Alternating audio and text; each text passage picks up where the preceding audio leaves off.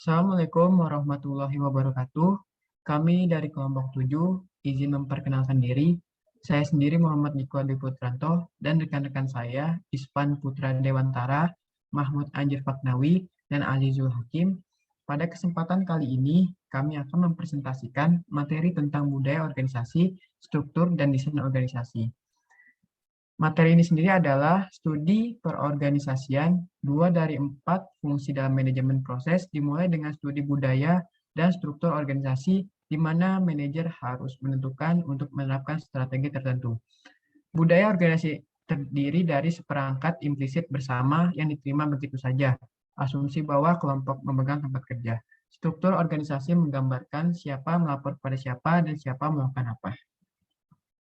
Oke, selanjutnya ada dua konsep dasar perwujudan visi dan strategi organisasi. Yang pertama ada budaya yang benar, dan yang kedua ada struktur organisasi yang tepat. Selanjutnya ada budaya organisasi. Budaya organisasi ini adalah kumpulan dari asumsi implisitas bersama, diterima begitu saja yang dimiliki, dan ditentukan oleh suatu kelompok bagaimana ia memahami, memikirkan, dan bereaksi terhadap berbagai lingkungan, menurut Edgar Schein. Yang mendorong budaya organisasi yaitu yang pertama adalah nilai pendiri, kedua lingkungan bisnis dan industri, ketiga budaya nasional, visi dan strategi organisasi, dan yang terakhir kebiasaan pemimpin. Selanjutnya ada 3 level dari budaya organisasi. Level 1 adalah artefak yang dapat diobservasi manifestasi fisik budaya. Level ini merupakan dimensi yang paling terlihat dari budaya organisasi, merupakan lingkungan fisik dan sosial organisasi. Pada level ini, orang yang memasuki suatu organisasi dapat melihat dengan jelas bangunan output, teknologi, bahasa, tulis dan lisan, produk seni, dan perilaku anggota organisasi. Anggota organisasi sering tidak menyadari mengenai artefak budaya organisasi mereka, tapi orang luar organisasi dapat mengamatinya dengan jelas. Yang kedua, ada nilai yang dianut, nilai dan norma yang dinyatakan secara eksplisit. Nilai semua pembelajaran organisasi merefleksikan nilai-nilai organisasi. Perasaan mereka mengenai apa yang harusnya berbeda dan dengan apa yang ada. Jika anggota organisasi menghadapi persoalan atau tugas baru, solusinya adalah nilai-nilai. Misalnya, perusahaan yang baru didirikan mengalami penurunan penjualan produknya. Pemimpin perusahaan menyatakan, kita harus meningkatkan iklan dan menerobos pasar baru untuk meningkatkan penjualan. Pernyataan ini dijabarkan dalam kegiatan operasi anggota organisasi dan berhasil. Kepercayaan pemimpin inilah merupakan nilai-nilai dari pemimpin. Yang level 3 ada asumsi dasar nilai inti organisasi. Jika solusi yang dikembangkan pemimpin perusahaan dapat berhasil berulang-ulang, maka solusi dianggap sebagai sudah seharusnya. Apa yang semula hanya merupakan hipotesis yang didukung oleh nilai-nilai, setelah berhasil dianggap sebagai realitas dan kebenaran, asumsi dasar merupakan solusi yang paling dipercaya sama dengan teori ilmu pengetahuan yang sedang diterapkan untuk suatu problem yang dihadapi organisasi. Selanjutnya ada 4 tipe budaya organisasi. Yang pertama ada klan. Para pegawai dalam budaya organisasi ini cenderung memiliki ikatan kebersamaan, layaknya sebuah keluarga besar. Mereka mungkin memiliki kepentingan atau visi yang sama, tingkat komitmen yang sama, dan menjunjung tinggi kebiasaan kerja yang baik. Salah satu manfaat terbaik dari budaya klan ini yaitu adanya sinergi yang mengalir pada seluruh bagian perusahaan, karena terdapat kepercayaan yang dibangun melalui hubungan yang positif di lingkungan kerja. Selanjutnya ada hierarki. Prinsip dasar budaya perusahaan ini adalah struktur dan kontrol. Dikenal luas sebagai perusahaan birokrat. Lingkungan kerja untuk budaya perusahaan ini tergolong memiliki definisi yang jelas dan formal. Umumnya dengan serangkaian protokol, aturan, regulasi, dan kebijakan yang ketat untuk memastikan adanya keteraturan, efisiensi, dan konsistensi. Kelebihan dari budaya ini terletak pada adanya stabilitas, kontrol atas proses kerja, dan kepastian yang diperoleh. Yang ketiga ada adokrasi. Budaya ini dipandang sebagai jenis budaya kerja yang paling kreatif. Masing-masing pegawai dan pemimpin dalam jenis budaya ini merupakan risk-takers dan inovator. Ada komitmen yang kuat untuk menciptakan standar-standar baru, mempertahankan peningkatan yang berkelanjutan, dan terus-menerus berupaya mencari solusi kreatif. Manajemen dalam budaya adokrasi ini cenderung meraup keuntungan dari inovasi dan solusi kreatif yang ditemukan oleh pegawainya dalam menyelesaikan masalah. Yang terakhir ada market. hasil akhir memegang peran utama dalam perusahaan berbudaya market ini. Para pegawai seringkali bersaing secara agresif dan para pimpinan umumnya memimpin dengan tegas dan memiliki tuntutan kerja yang tinggi. Prinsip-prinsip dasar perusahaan didasarkan pada asas pentingnya menjadi yang terbaik dan mengalahkan para pesaing di bidang mereka. Oleh sebab itu, strategi bisnis, langkah-langkah, dan prosedur kerja diselaraskan mengikuti tuntunan pasar. Kelebihan budaya perusahaan ini adalah bahwa pegawai berprestasi sangat dihargai dan mendapatkan pengakuan yang layak sehingga mereka terdorong untuk bekerja lebih giat lagi bagi perusahaan. Selanjutnya akan disampaikan oleh Isvan. Selanjutnya kita akan membahas tentang pegawai yang mempelajari budaya melalui organisasinya. Nah, di sini tuh ada 5, yaitu simbol, cerita, pahlawan, ritus dan ritual, dan juga sosialisasi organisasi. Nah, di mana simbol yaitu yang dimaksud adalah seperti tata letak fasilitas organisasi, cara karyawan berpakaian, ataupun jenis mobil yang disediakan bagi eksekutif puncak. Nah, ya, yang berikut itu adalah simbol-simbol materi dari budaya yang dapat dipelajari oleh karyawan. Selanjutnya ada cerita. Yang sini cerita merupakan penggambaran peristiwa yang signifikan atau manusia yang mencakup hal seperti para pendiri organisasi, pelanggaran peraturan, tanggapan terhadap kesalahan masa lalu, dan lain-lain. Dan selanjutnya di sini ada pahlawan, yang dimana pahlawan merupakan seperti orang yang diandalkan pada suatu organisasi atau perusahaan. Oke, selanjutnya ada ritus dan ritual. Di sini yang dimaksud adalah seperti acara-acara ritual yang sudah menjadi bagian hidup suatu perusahaan.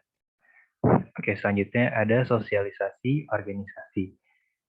Yang dimaksud di sini adalah suatu kegiatan di mana anggota organisasi untuk mempelajari seluk-beluk organisasi dan bagaimana anggota organisasi berinteraksi satu sama lain serta berkomunikasi dalam rangka menjalankan tugas. Oke, mungkin boleh next slide. Oke, selanjutnya di sini ada hubungan antara keuntungan organisasi berdasarkan tipe budaya organisasi. Oke, mungkin boleh di next slide. Oke, selanjutnya ada 12 langkah budaya menjadi hadir di organisasi. Yang pertama ada pernyataan resmi, yang kedua ada slogan dan ucapan, yang ketiga ada ritus dan ritual, yang keempat ada cerita, legenda, dan mitos, yang kelima ada reaksi pemimpin terhadap krisis, keenam ada permodelan peran, pelatihan dan pembinaan, yang ketujuh ada desain fisik, yang kedelapan ada hadiah gelar, promosi, dan bonus, 9 ada tujuan organisasi dan kriteria kinerja, 10 ada aktivitas terukur dan terkendali, 11 ada struktur organisasi, dan ke-12 ada sistem dan prosedur organisasi. Boleh di next slide.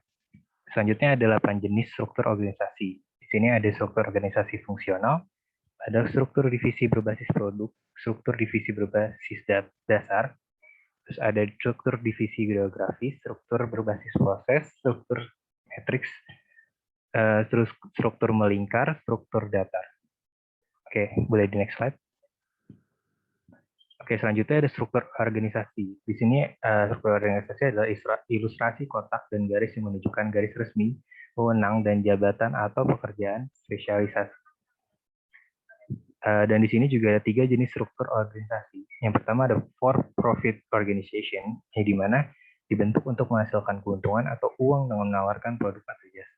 Yang kedua ada non-profit organization, yang dimana dibentuk untuk menawarkan layanan kepada klien, bukan untuk membuat keuntungan. Yang ketiga adalah mutual benefit organization, yang dimana sukarela bersama dengan tujuan memajukan kepentingan anggota. Oke, sekian mungkin bisa dilanjut oleh Azizul. Baik, terima kasih Isvan. Selanjutnya saya akan menjelaskan mengenai elemen umum organisasi menurut Edgar Schein, di mana yang pertama itu adanya tujuan bersama. Koordinasi ini tidak mungkin terjadi kecuali apabila pihak yang telah bersatu mencapai persetujuan untuk berupaya mencapai sesuatu yang merupakan kepentingan bersama. Kemudian yang kedua adanya upaya terkoordinasi, yaitu para individu yang bekerja sama dan mengkoordinasi upaya mental atau fisikal mereka dapat mencapai banyak hal yang hebat dan menakjubkan. Kemudian yang ketiga, adanya pembagian kerja, di mana pembagian kerja ini memungkinkan para anggota organisasi menjadi lebih terampik dan mampu karena tugas-tugas terspesialisasi dilaksanakan berulang-ulang. Kemudian yang keempat, adanya hierarki otoritas, Atau menurut teori organisasi tradisional, apabila ingin dicapai sesuatu hasil melalui upaya kolektif normal, harus ada orang yang diberi otoritas untuk melaksanakan kegiatan. Hal itu agar tujuan-tujuan yang diinginkan dilaksanakan secara efektif dan efisien. Kemudian yang kelima, adanya rentang kontrol dengan sempit versus lebar. Kemudian adanya wewenang tanggung jawab dan delegasi dengan posisi lini versus posisi staf. Dan yang terakhir, adanya sentralisasi versus desentralisasi otoritas. Next. Kemudian saya akan menjelaskan mengenai faktor yang diperhatikan dalam mendesain struktur organisasi. Yang pertama, adanya lingkungan mekanik versus organik organisasi, the Burns and Stalker model. The Burns and Stalker model berteori bahwa perusahaan yang menghadapi lingkungan yang berubah mungkin harus menggunakan struktur organisasi organik agar cepat beradaptasi dengan perubahan. Perusahaan-perusahaan ini memiliki struktur pengambilan keputusan yang terdesentralisasi untuk memfasilitasi cepat beradaptasi dengan perubahan di pasar. Kemudian yang kedua, lingkungan, diferensiasi versus integrasi, the Lawrence and the Lorsch model. Jadi dalam teori Lawrence and Lorsch pada tahun 1967, kontingensi adalah tingkat inovasi yang dimaksudkan yang dibutuhkan struktur organisasi agar sesuai dengan diferensiasi dan integrasinya. Masing-masing manajemen klasik dan hubungan manusia benar di tempatnya sendiri sehingga membuat sintesis dari kedua teori ini. Kemudian yang terakhir adanya menghubungkan strategi, kultur, dan struktur. Next. Kemudian adanya dengan materi lingkungan mekanistik versus organik organisasi, the Burns and Stalker model, di mana salah satu contohnya adalah pekerja bekerja secara terpisah dan melakukan melakukan pengkhususan diri dalam satu tugas. Kemudian pada organik, para pekerja bekerja bersama dan mengordinasi suatu tugas. Nah, untuk yang lainnya dapat kita lihat pada tabel. Next. Kemudian lingkungan diferensiasi versus integrasi, the Lawrence and the Lorsch model. Diferensiasi yaitu kecenderungan bagian-bagian organisasi untuk mengeluarkan dan pecahan. Semakin banyak subunit tempat organisasi dipecah, semakin tinggi dibedakan. Kemudian integrasi yaitu kecenderungan bagian-bagian dari suatu organisasi untuk bersatu dalam mencapai tujuan bersama. Next. Kemudian adanya penghubungan strategi, kultur, dan struktur. Jika manajer organisasi mengubah strateginya, mereka perlu mengubah budaya dan struktur organisasi untuk mendukung strategi tersebut. Memang, perusahaan sering dimulai dengan menawarkan satu produk atau lini produk yang hanya membutuhkan struktur sederhana. Tetapi ketika mereka tumbuh dan strategi mereka menjadi lebih ambisius dan rumit, budaya dan struktur perlu diubah untuk mendukungnya strategi. Baik, terima kasih. Selanjutnya akan dijelaskan kepada Mahmud. Terima kasih, Azizul. Implementasi budaya organisasi, struktur organisasi, dan desain organisasi di organisasi kemahasiswaan HMIT IPB, Himpunan Mahasiswa Ilmu Tanah. HMIT memiliki budaya organisasi, budaya hierarki. Budaya hierarki adalah budaya yang memiliki definisi yang jelas dan formal. Umumnya, memiliki protokol, aturan, regulasi, dan kebijakan yang ketat untuk memastikan adanya keteraturan, efisiensi, dan konsistensi. Kelebihan dari budaya ini adalah terletak kepada stabilitas, kontrol atas proses kerja, dan kepastian yang diperoleh.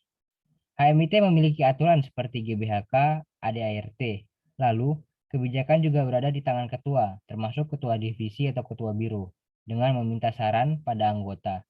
Hal ini bertujuan untuk efektivitas organisasi HMIT sendiri.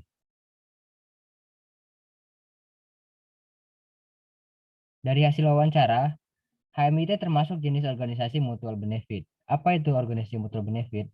Yaitu organisasi yang sukarela bersama dengan tujuan memajukan kepentingan anggota.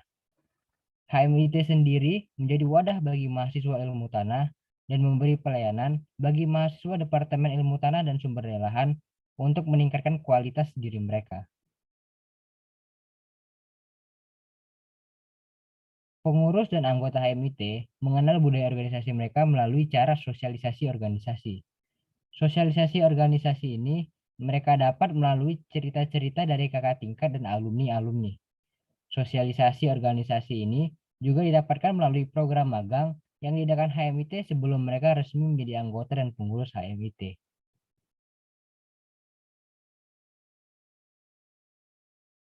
Lalu dari hasil wawancara, kami menemukan faktor penentu desain struktur organisasi HMIT. HMIT memiliki lingkungan diferensiasi, yaitu dalam mencapai tujuan bersama, HMIT dipecah menjadi beberapa bagian divisi, dibedakan sesuai dengan tugasnya masing-masing, seperti divisi keilmuan, divisi Medkominfo, divisi kewirausahaan, biro internal, dan biro eksternal. Lingkungan HMIT juga memiliki lingkungan organisasi yang mekanis, yaitu dalam struktur organisasi HMIT memiliki aturan dan regulasi yang disistematikan, dan tingkat hierarkinya jelas. Setiap anggota dan pengurus menyadarinya sejak awal dan mematuhinya dengan rajin. Para anggota telah menetapkan batasan dan tetap berada dalam kerangka kerja secara terpisah di tempat kerja mereka. Semuanya diturunkan berdasarkan rantai komando dari atas sampai ke bawah.